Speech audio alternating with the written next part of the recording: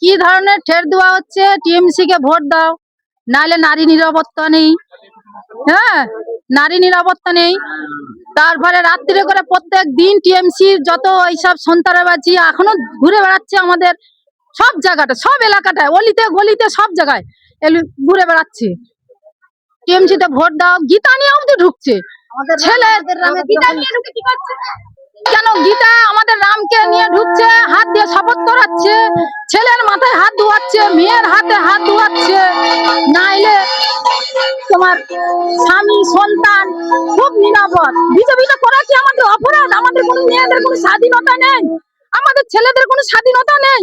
আমরা তো বহুদিন টিএমসি, এই চোর টিএমসি কে দেখলাম, টিএমসি গরু চুরি করলো, জমি চুরি করলো, মেয়েরাই রাত্রিরে কোনোদিন চাকরি করতে পারবে না, কিছু করতে পারবে না, চাকরি অব্দি চুরি করে খেয়েছে।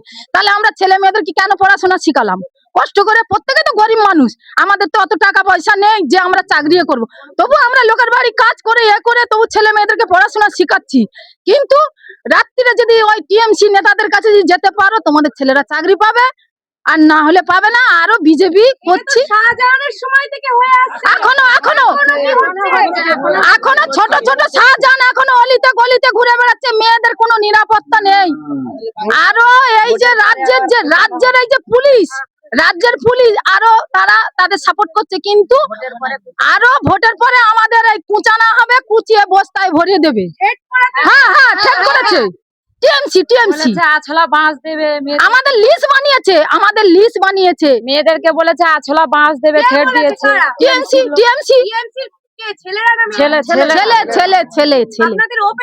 হ্যাঁ, এই চাইলা গরিব মানুষকে এই চাল খাওয়াচ্ছে, চালের সাথে এই কি সেন্টার গুলো বলছে, সাব সেন্টারে বলছে যে এটা প্রোটিন চাল, এটা বাচ্চাদেরকে খাওয়াবে, ফলে এই চালটা আপনার, এই চালে ভিটামিন আছে, প্লাস্টিক চাল। কিন্তু আমাদেরকে যখন হ্যাঁ হ্যাঁ, এটা এটা আইলার চাল, রেশনের চাল। হ্যাঁ, রেশনের চাল।